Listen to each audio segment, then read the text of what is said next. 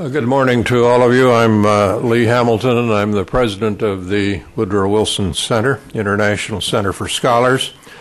It's my pleasure to welcome you this morning to a director's forum with the former Finnish president, Martti Ahtisaari. This director's forum is part of the first Ahtisaari Symposium on European Security and International Perspective. I'd like to recognize the symposium's co-sponsor, Aalto University, and its president, Professor Tuula Terry. We're delighted to have her and her colleagues here. The support of the Riihi Foundation and its president, Toivo Kaninen, has helped make today's events possible, as has the work of Hanu Radikallio. I also want to take this opportunity to recognize the German ambassador, Klaus Schariot, and the chairman of the Wilson Center's Board of Trustees, Ambassador Joseph Gildenhorn. May I likewise recognize Mara Rudman, who is here. She'll be speaking at the luncheon, who works with Senator Mitchell on the Middle East peace process. President Ahtisaari is without doubt one of the world's great diplomats, visionaries, and peacemakers. In presenting the 2008 Nobel Peace Prize to President Ahtisaari, the chairman of the Norwegian Nobel Committee said with great justification, "The scale and scope of Ahtisaari's activities are almost beyond belief. His professional quest is also deeply personal. Born in Viipuri in 1937, the Ahtisaari family, along with several 100,000 others, fled their homes 2 years later as the Red Army attacked. Upon receiving the Nobel Prize, he said, "This childhood experience contributed to my commitment to working on the resolution of conflicts." His professional accomplishments are too many to list, of course, but I want to cite a few of them.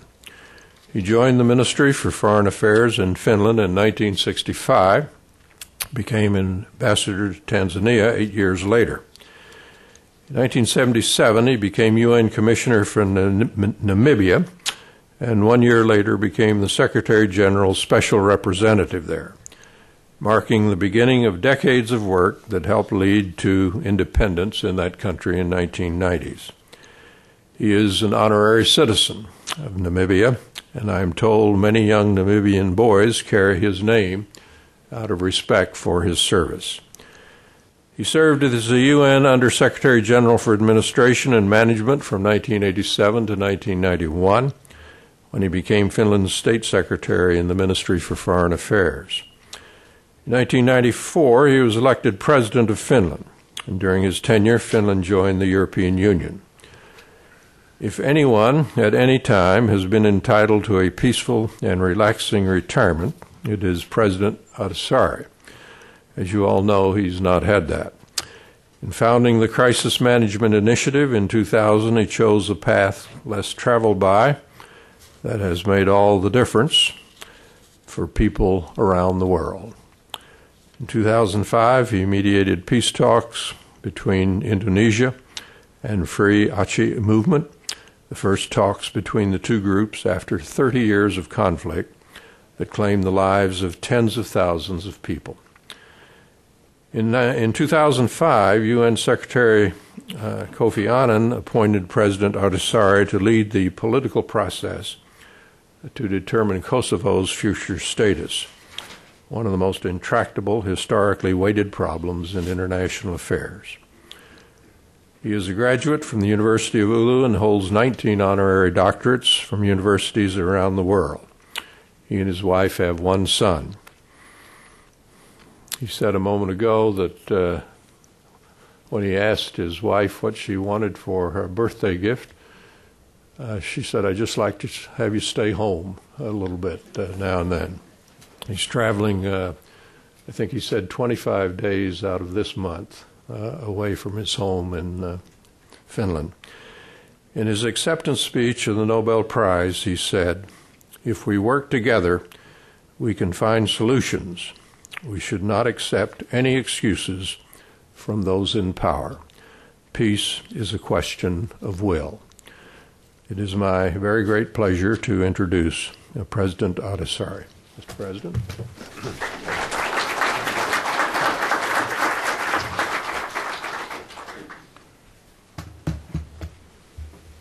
Mr. Chairman, Excellencies, ladies and gentlemen, it's good to be back here again. This institution bears the name of one of the great Americans who had faith in a better world. President Woodrow Wilson is often described as idealist. He was well aware of the epithet and he did not object to it. He took pride in it. Sometimes that word is used as if idealism would be synonymous with being naive. That is not the way I see it.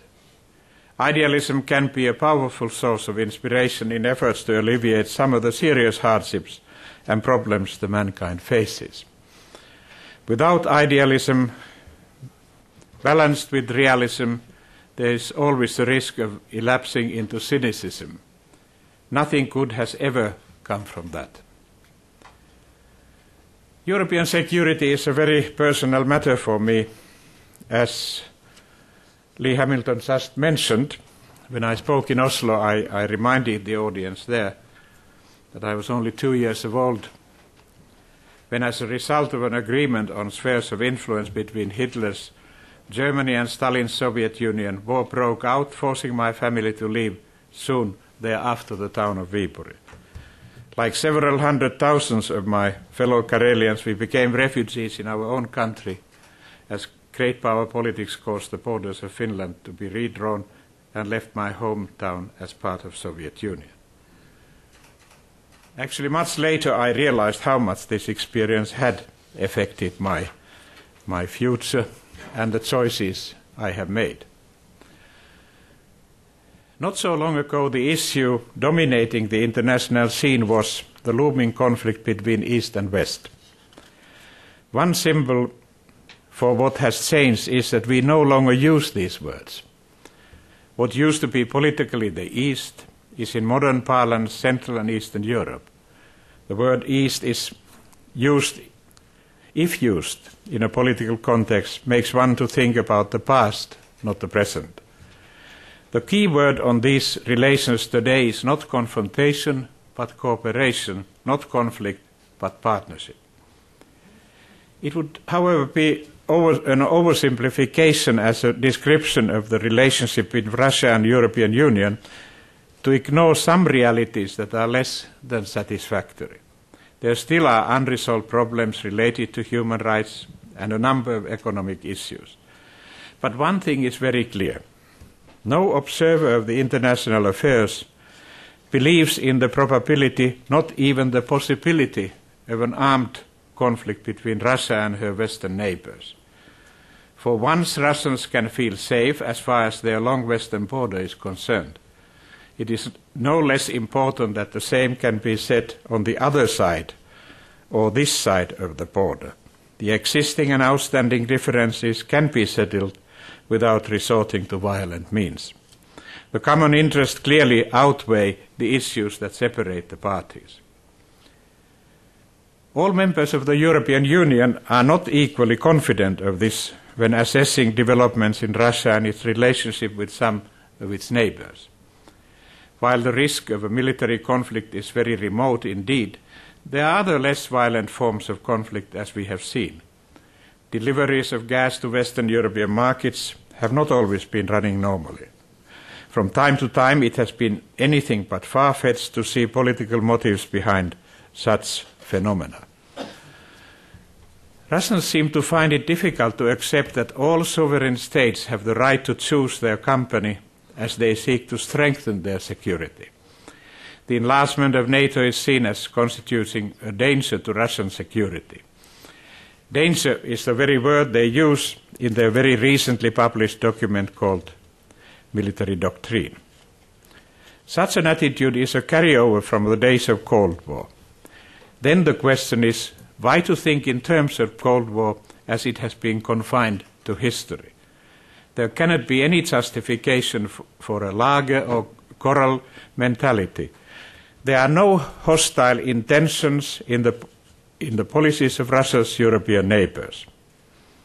As I see it, we have to go back in history pretty far in order to find another era when the situation has been as calm as it is today in Europe, and the risks for military conflict or confrontation as remote as they are today. As a matter of fact, we see more and more signs of voluntary mutual interdependence, but we could see more. Many of the real threats Europeans face, such as much in the European Union as in the Russian Federation, have common roots. Politically motivated terrorism with religious overtones is a real problem. The growth ground for it is not going away, neither in Russia nor in the western parts of Europe. We all, indeed globally, have a very good reason to worry because of the ever more serious problems of drug smuggling and drug trade escalating into drug wars in some parts of the world. That is something closely linked to several forms of organized crime. And last, but certainly not least, the proliferation of weapons of mass destruction, and in particular nuclear weapons, should be the common concern of all mankind. Joint efforts to put an end to the organized terrorism and to drug-related very serious crimes are an important part of the reasons why such a large coalition is today fighting in Afghanistan. That is a protracted campaign, and the efforts have been less than has been hoped for. The long duration of the conflict has already put a severe strain on the body politic in some of the countries parties to the coalition. Very serious domestic political considerations have made governments to lose their support. The Finnish government has faced an animated debate in the parliament on the issue of our participation in the operation. The government has, however, decided with the consent of the parliament that we will increase, not diminish, our number of troops. We are, of course, not speaking about a large number of troops, but the signal is clear. We believe that this is a time to strengthen the operation. In doing so, we strongly stress that the crisis such as the one we face in Afghanistan has no military solution. The military have an important part to play in enabling the civilian crisis management to do what they do best. Here is an interesting special feature to the way how Finnish troops operate in situations of this kind. Except for the senior officers, the Finnish peacekeepers are recruited from civilian life. That does not mean that they would have no military training. They have served within the Finnish compulsory system of universal service. Many of them have specialized training, but they are not career soldiers. They have spent the better part of their lives as plumbers or carpenters, drivers or teachers. In other words, these soldiers come with a civilian mentality and with skills useful in winning the confidence and the respect of the local population. They are organized as military units, they observe military discipline, but they are proficient in skills needed in civilian life. And that what is even more important, they apply their skills to the benefit of the local population. Ladies and gentlemen, some of the most serious security problems we face in Europe today have their origins in the Middle East. There they have many causes. We are all familiar with the history of the key issue, the unending confrontation between the State of Israel and its neighbors. That is a problem we have tried to deal with since the first years after the Second World War. Another problem, no less important and just as old as one in the Middle East, is the confrontation between India and Pakistan. In both cases, nuclear weapons are part of the setting. Now we see a new confrontation emerging between Iran and almost the rest of the world. Again, nuclear weapons or the risk of proliferation are present. My point is, to put it simply, the Cold War is over.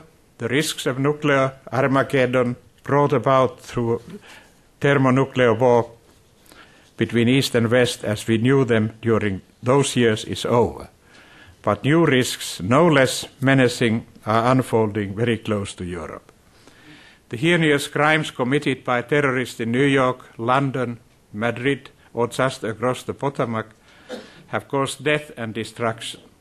Even more frightening perspectives are opened should nuclear weapons come into hands of terrorists.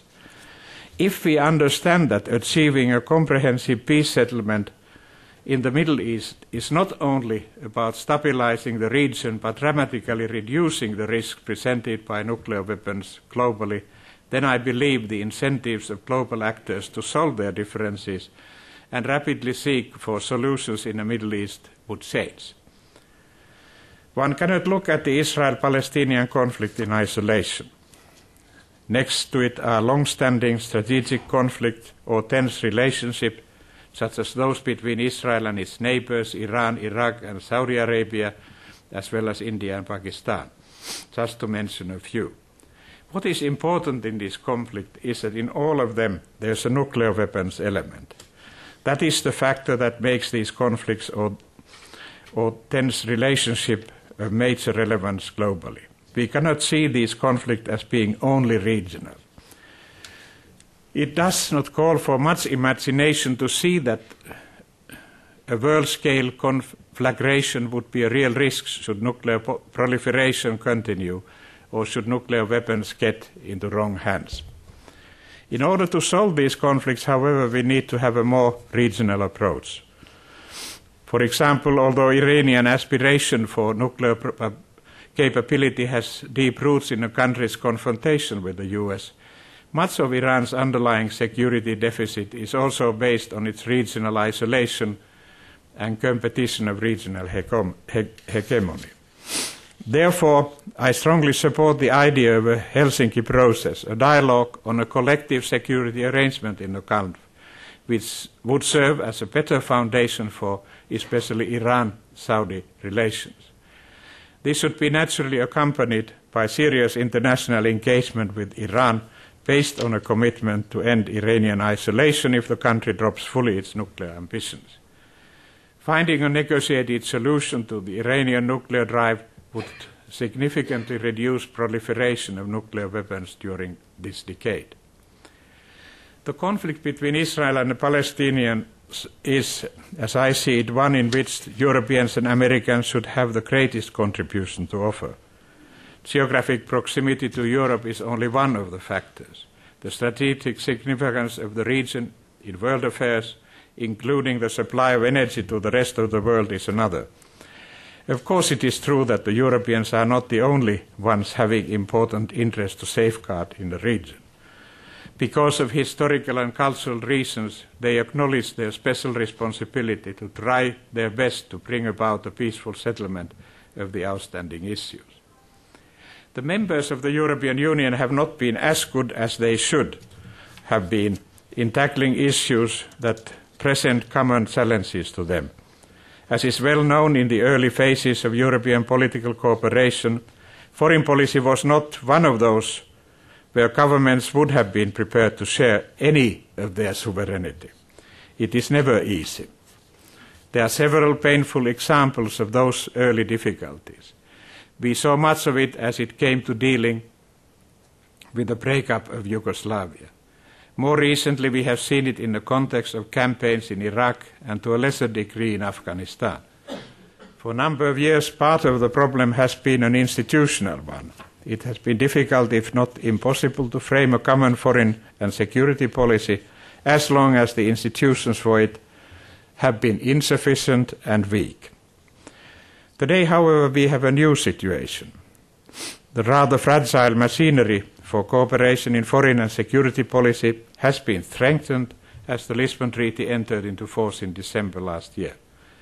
Now the European Union has proper instruments for the conduct of common foreign and security policy. The instruments are there, but for that there is still quite some distance to a genuinely shared policy with the common goals and common methods of work. It may be unrealistic to expect that the members of the Union would always find common positions.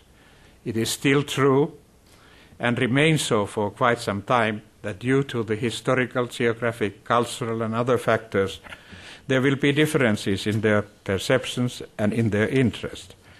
These institutional new arrangements are, however, a leap towards a real European political union. Such a union should be capable of giving a larger contribution to the resolution of the major issues of our time. However, it is my experience from the conflicts that I have been able to monitor at close range that without an active commitment of the United States, nothing can be achieved. This is even more so in the Middle East than perhaps anywhere else. There the United States has a unique position and more influence. There has been a great deal of political fatigue in some parts of Europe as governments and voters are contemplating their role in these conflicts in the Middle East. This is true not just concerning the conflict between Israel and the Palestinians. That fatigue makes people downplay the seriousness of the issues involved so that they could justify a lesser role in the conflict. In the case of Iran, there is a wide public awareness of the dangers of having one more unstable nuclear weapons power in the region. But the fact that Iran is not the only one presenting nuclear risks in the Middle East and Central Asia is often overlooked. If people would better understand that we are here not dealing with the regional issue, but with issues of global importance, even potentially with catastrophic risk for all of us, then I believe they would be prepared to commit more resources, dedicate more attention, and feel more urgency in working for a peaceful settlement of the many complex issues I have described. The other problem we face but are ill aware of it is a demographic one. The number of youth entering the labour market, or more accurately trying to enter the labour market, is growing enormously in most of the developing countries. Their prospects of finding gainful employment are frustrating. Their numbers are staggering. They are 1.7 billion between ages of 15 and 29 years. Some 85% of them live in developing countries. In the course of last 10 years, their number has grown by more than 10%, but their employment only 0.2%. Of these 1.7 billion youth, some 1.2 billion are seeking jobs according to the International Labour Organization. A quarter of these youth come from the Middle East and North Africa. What this will mean for the political stability of this region is obvious. Their fate will be a human tragedy. But they may also be used in bringing about much havoc. From past experience, we know that frustrated and desperate youth are easy prey to various radical political movements. The plight of Palestinians is fueling the minds of radical elements throughout the Islamic world. For some, the conflict is about serious and genuine issues of rights and injustice, as well as religious and cultural values. For some, on the other hand, the conflict is a convenient front, an excuse for political activities which has very little, if anything at all, to do with the issues of the rights of Palestinians or the control of holy places. The Palestinian cause is not only hijacked for political purposes by extremist groups, but also by many mainstream Muslim leaders alike. This does not really help in solving the Israel-Palestinian conflict. The emotional nature of the issues for publics makes clear analysis of the real issues almost impossible. This is why I strongly believe that the key to any lasting and firm construction for peace is the settlement to the Israel-Palestinian conflict. If the conflict is not settled, the hopes for finding a solution to many other problems will be much more difficult, if not outright impossible. The two-state solution must remain the basis for peace. However, developments on the ground, especially continuing settlement expansion and the division between the West Bank and Gaza, poses serious challenges for the two-state solution. International support for state-building efforts in West Bank have been impressive. However, we should not blind to the negative effects that the striking imbalance between our treatment of West Bankers compared to Gazans causes for the peace process. Palestinian reconciliation is a precondition for successful peace talks. Based on my wide experience of peace processes, without consensual support for peace negotiations on both sides, the talks are determined to fail. Often political crises and conflicts tell us more about human nature than the genuine political interests at play. One of the problems we face is the demonization of parties to the conflict. As long as the other party is seen as unreasonable, unreliable, even dishonest, any peaceful settlement will be beyond reach. There is much talk of a need for confidence building. In my view, confidence is best built if the parties to a conflict see real interest for themselves in finding solutions. Sometimes, however, a protracted conflict may serve the parochial and selfish interest of some of the parties to the conflict. There are those whose position in their societies and their influence and standing entirely depends on the prolongation of conflict. Often there is not enough will for peace. Ladies and gentlemen, this is why an enlightened public opinion is so important. There will be no peace unless those suffering from the conflicts make a determined effort to win peace. I thank you.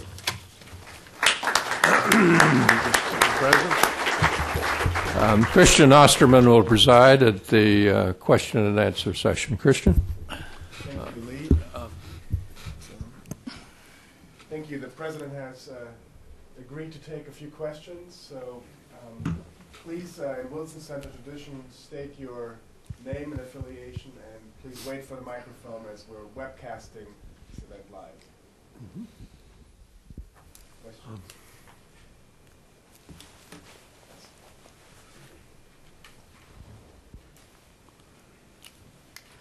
Good morning, Your Excellency. My name is Imad Mustafa. I'm the ambassador of Syria to the United States.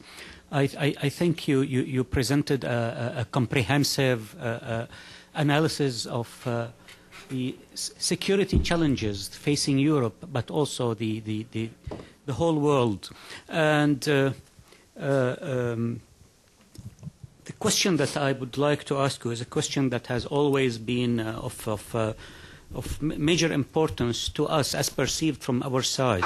You have just said that you believe the Middle East conflict cannot be addressed and resolved unless the United States plays a prominent role in seeking a solution to this. Here is the problem from our side. It's a two-tier problem. One, we believe that because of the influence that Israel has on the United States is always prevented from playing a vigorous role and a proactive role in searching for peace. It can only mediate, but it will never play a vigorous, proactive role.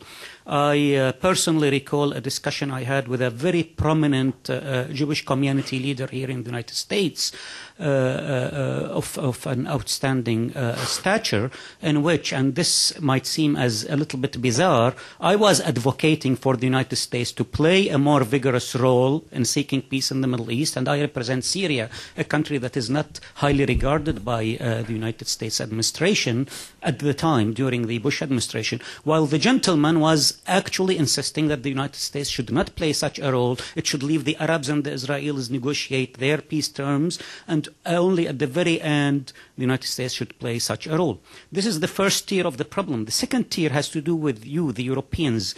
We strongly believe that you have sidelined yourselves and played a secondary role, despite the fact that you have said in your speech that many security problems in Europe have their origins in the Middle East. Of course, we have the reciprocal perspective in our region. We think that the Western European powers created or played a major role in creating the whole Arab-Israeli conflict. This is why we believe that you should play also a vigorous role that will buttress the United States' role, not just a secondary role. Thank you. Thank you, President. Do you expect me to say something? First of all, look, every conflict I have been involved, if I would not have the backing of the US government, whatever it happened to be, whether Republican or Democratic, I would not have been able to solve the problems that I had to face. That's the hard fact of life. So I speak of experience. Second, I have a practical proposal when you said that we Europeans have sidelined ourselves.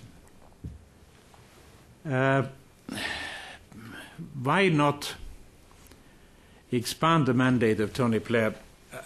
I know his mandate at the moment is only to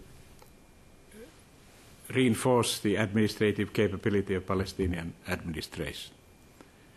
I would like to see George Mitchell and Tony Blair working hand in hand, supporting each other in this process that is hopefully now starting again.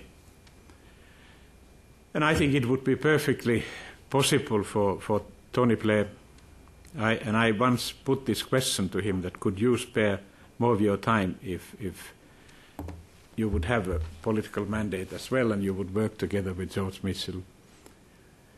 And he said, yes, I'm prepared to do that.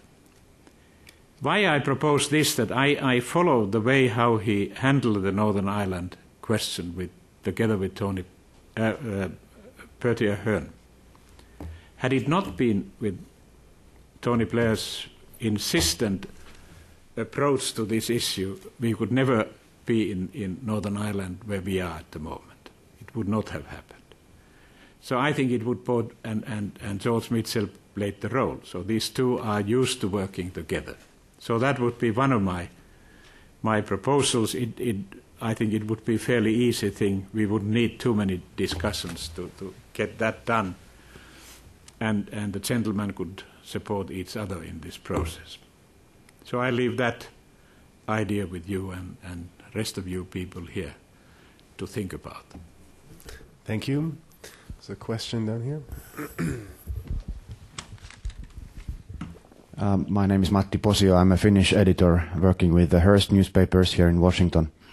Mr. President, you mentioned a fatigue to take this conflict seriously enough.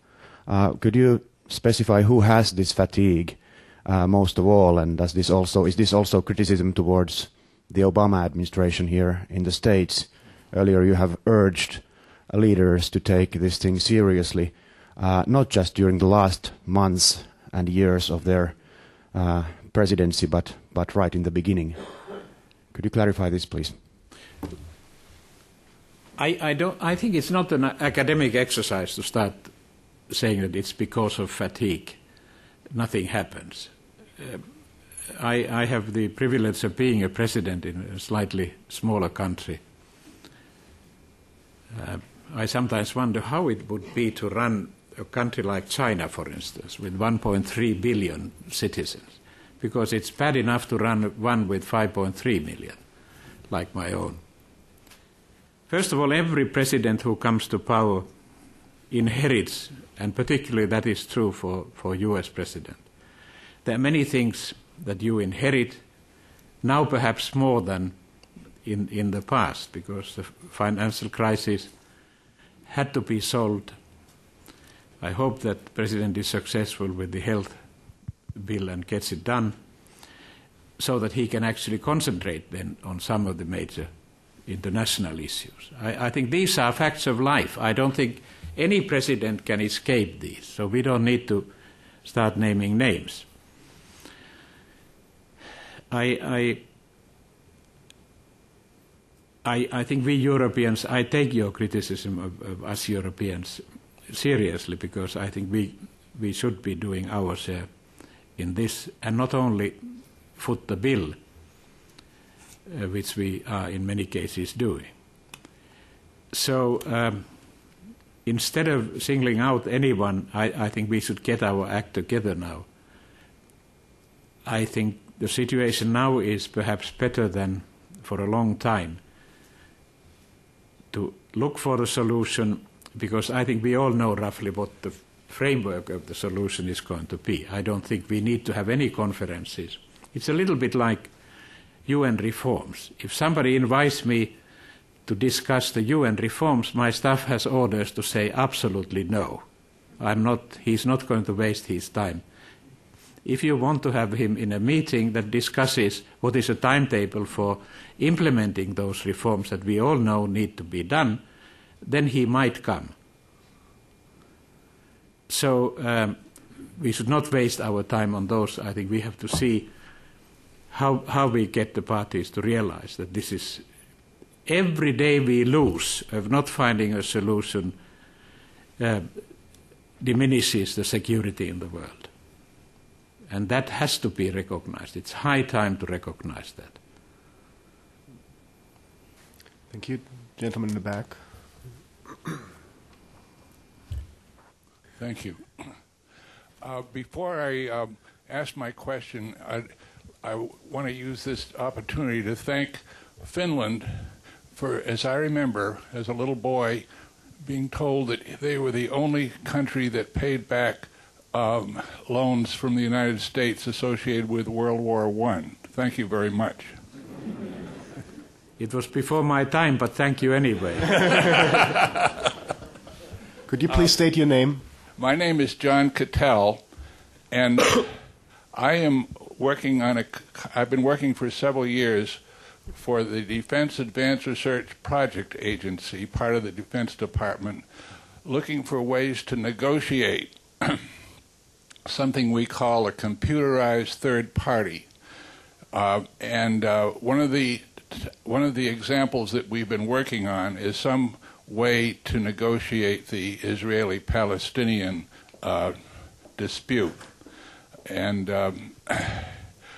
one point that I'd like to, and I would invite anyone who was interested to please get in touch with me after this meeting. One important modification of this concept is when there are three principles involved in the contest or in the dispute, and I like to believe that the United States should be a third actual party, in which case we need to modify our analysis to show what's the efficient ways for three parties that are in a dispute to resolve their problem. Thank you very much. Thank you very much, and I hope my colleagues will leave you our contact information, because I would be more than happy to get acquainted what you are doing. It sounds interesting. Yes, I couldn't agree with you more on that. One of the best things my country ever did was to pay its debt, because it was marvelous when I came to New York from Africa in '77, and all the years I stayed more or less up to '91 in New York working with the UN. It was nice to go to a taxi cab, because the older taxi drivers also knew when they heard that I come from Finland that you are one of those few.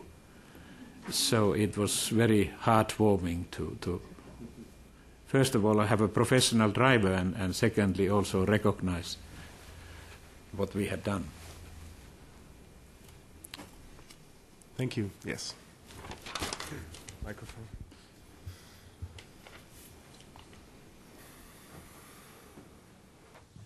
Mr. President, I'm Steve McDonald. I run the Africa program here at the Woodrow Wilson Center. We actually crossed paths very early in the 90s when I was at African American Institute working with Frank Ferrari. Yes. At a time when you were, of course, heading the Anti-Apartheid Committee at the United Nations. I know your sterling and seminal work in bringing South Africa and Namibia through those hard years to their majority rule and democracies of today. I was interested in your remarks that you did not talk at all about the emerging democracies of South Africa, Brazil, India, unless I missed something right at the very beginning because I came in just a moment late. How do you see them fitting into to the larger global picture that you were defining earlier, and the role they might play, both in conflict resolution and peace building as well as the economic order?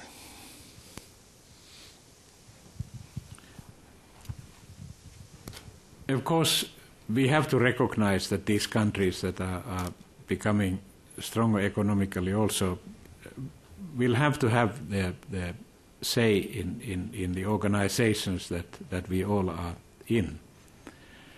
Now, this has already resulted that we have moved from G7 or G8 to the G20 and even 22 sometimes. I think this is because, as a direct reaction to the fact that UN, for instance, has not, and not the World Bank either yet, has been able to reform its structures to reflect this reality.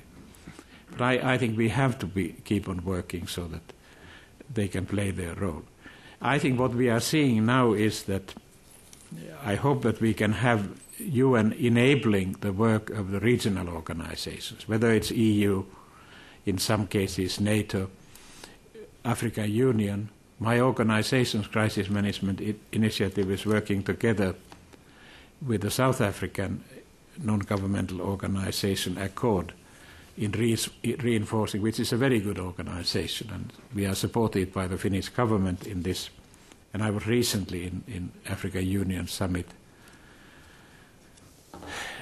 attending that with my colleagues. Attempt is to help to reinforce the capacity of the African Union. I was very pleased when my friend Kofi Annan got involved with Kenya, and I think he will have a lifelong engagement with Kenya because it's not yet solved. I think there's a lot of work that needs to be done, and I couldn't think of anyone better than he is for that. I have worked with him over many years when we were both in the UN Secretariat.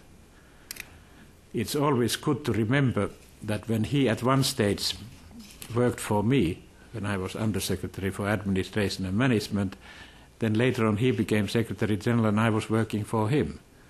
And the good thing is that we are still in excellent relationship and working together. That's how it should be. But I welcome this, that regional capacities. In Aceh, Indonesian government invited 5 countries from ASEAN, not ASEAN as such as an organization, but 5 countries.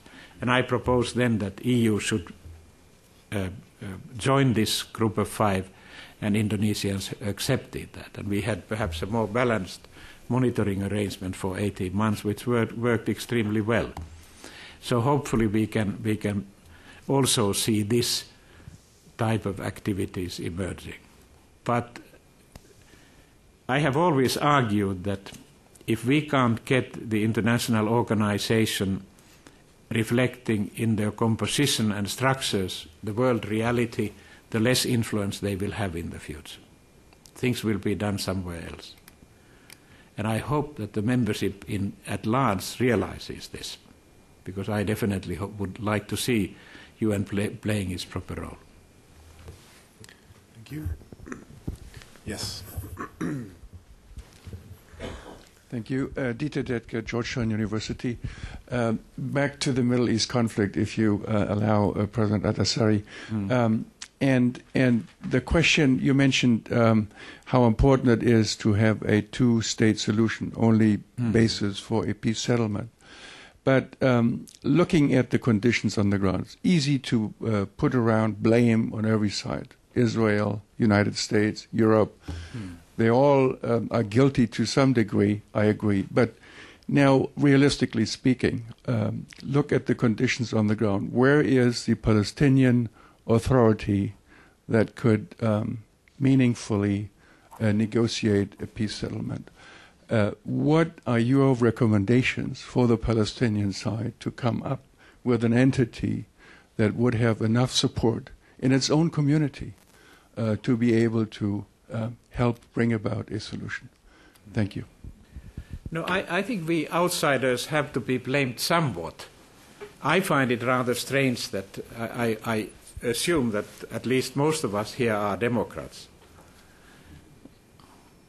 That can be taken as a granted. I don't want to exclude anyone in the audience, wherever you come from.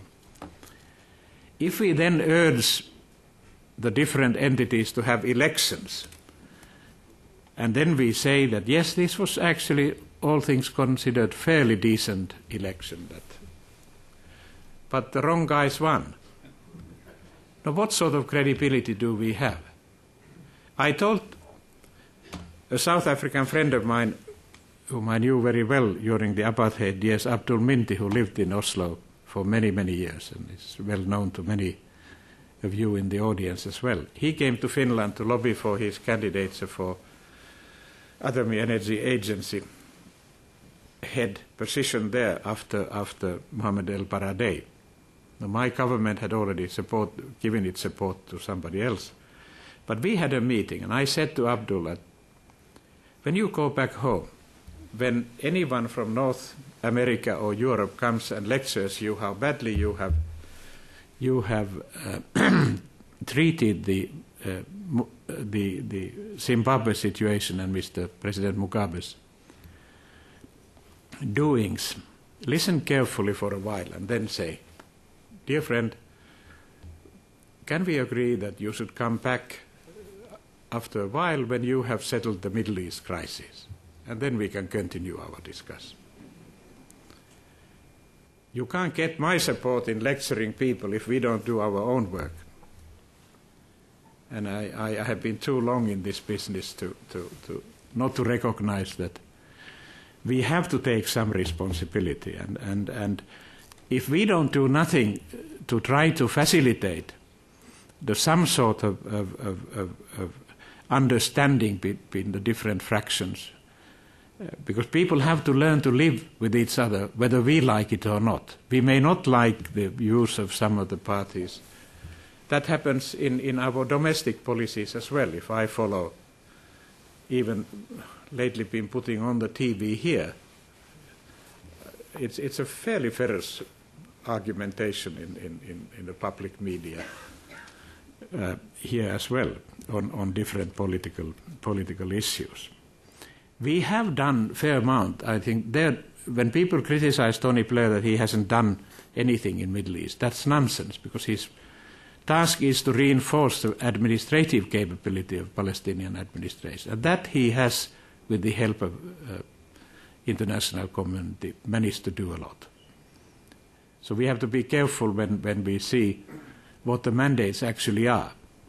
And I would have very much liked to see his mandate expanded, not in any way to compete with what George Mitchell is doing, but helping him.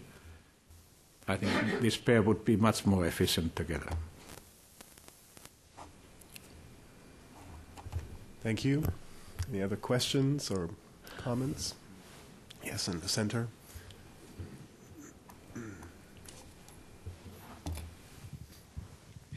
Thank you. My name is Adam Sigrist. I'm a representative of the Helsinki Commission. And my question for you, sir, is it was mentioned earlier that the Western European nations tend to go against the Muslim side. They show more Christian affiliation. And a lot of policies have been passed recently within the European Union that are indicating an even further leaning towards the Christian side. For example, the leaders of Switzerland have mentioned the possible banning of minarets. Libya has declared a jihad on Switzerland. There's an anti-Islamist authority of the Netherlands who is gaining more political clout in the Dutch parliament. And my question for you is, how can the European Union sort of change the apparent attitude that they're giving off towards the Islamic religion, and what kind of change can that bring to the situation in the Middle East? Thank you for your question. I am a chairman of it's a civic initiative which was established in spring 2004, Independent Commission on Turkey. I decided with some of my friends that we should have an organization that would follow the membership negotiations with Turkey. I was still in the office in 1999 when Turkey got the candidate status. We felt in 2004 that EU should start negotiating seriously with Turkey. Turkey had done everything to qualify for that. And the decision was made and negotiations started in 2005.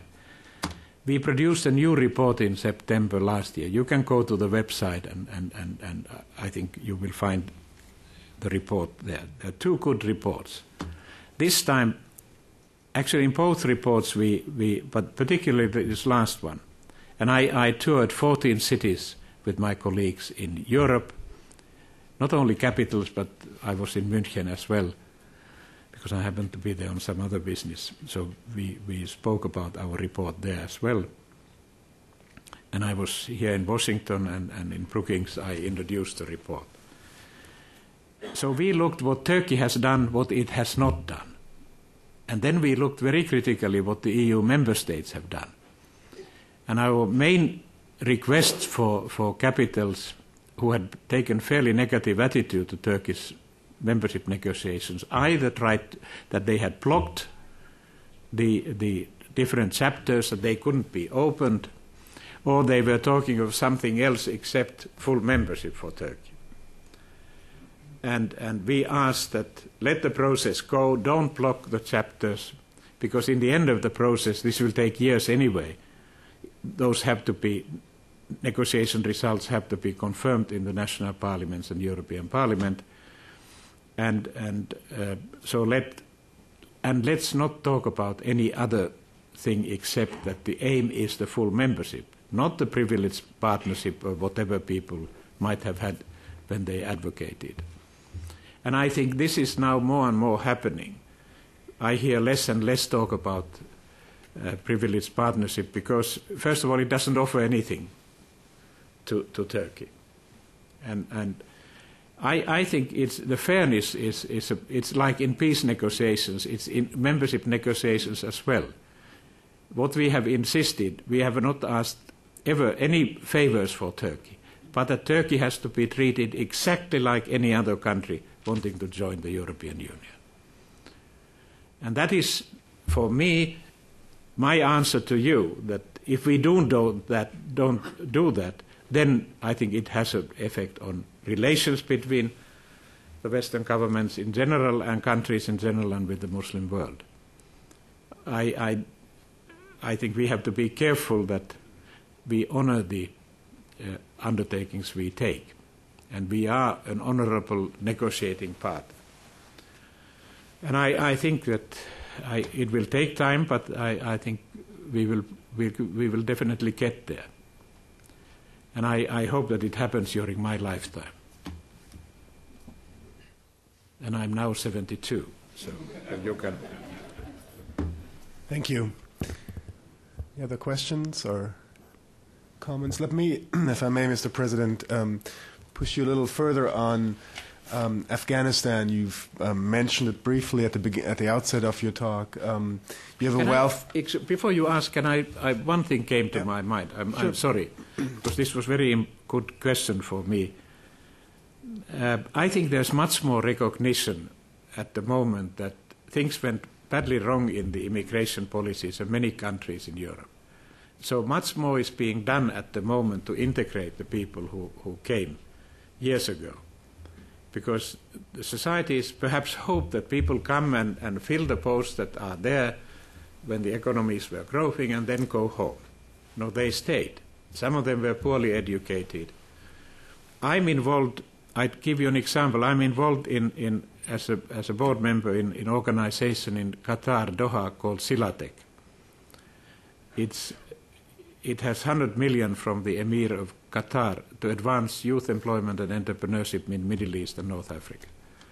I would hope that when this program starts properly running, because we have only been going on for a year, that those programs that are developed there could also be used to train people who are going to get employment in Europe. Because with the aging population, the Commission estimated in the end of 90s that we needed, from 2000 onwards, 1.4 million new workers every year up to 2050. In other words, 70 million new workers to fill only those posts that were becoming vacant because people retired.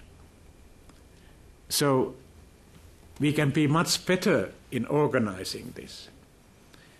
There are few countries where the Turkish population is fairly sizable, like in Germany.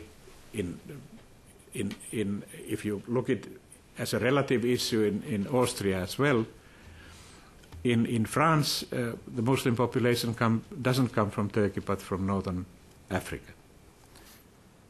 And there's a growing awareness that people are looking ways and means how to integrate, how to improve the educational possibilities, employment possibilities.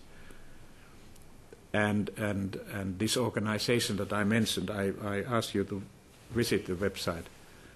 It's an interesting effort, and that's why I want to keep my time for that as well. Sorry. Thank you. I was going to ask you about the current strategy in Afghanistan and the shortcomings, but I think there was one question right on this last question, perhaps, relating to it. Nida, so we can take that one first. It's not directly. My name is Nida Galajis. I work at the Wilson Center. And I wanted to come back to something that you mentioned during your talk about the reluctance with which European Union countries have wanted to sort of share their sovereignty in foreign policy. Clearly, in this global world, it's very important that the EU create some sort of process in which it can work together on foreign policy issues and be a stronger partner for the United States. And as sort of an expert at finding processes that might bring disparate actors together, what do you see as sort of a model to follow for the European Union countries to work together better on foreign policy issues in terms of sort of pooling member states to work together on specific issues that interest them, or some other process in place? First of all, the institutional issues have now been solved. And I hope that instead of discussing how well we succeeded in doing that, we should now support those who were elected and start functioning on the basis of the Lisbon Treaty. I joined with some of my friends a few years ago to establish the European Council on Foreign Relations. I recommend these organizations for you to look. There's an interesting publications coming out from that organization. And I'm one of the co-chairs there with Joska Fischer and Mabel van Oranje, a Dutch lady who is the CEO of the Elders Group, the Mandela Group, where I was drafted last year also.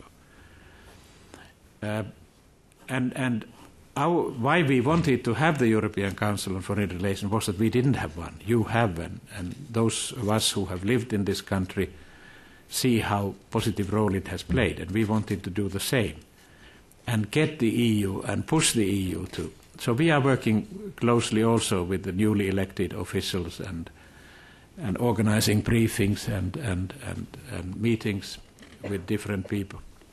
So we are trying to support that the day would come when EU plays as important role that it can play economically, also politically in the global affairs. I'm an ardent supporter of transatlantic relations because I think we are much more effective. And I would also hope that we would not only look at very often we are criticized that we can't get our act together in EU on all issues. But you only need to look at one country and see how well are you able to have a bipartisan foreign policy in this country.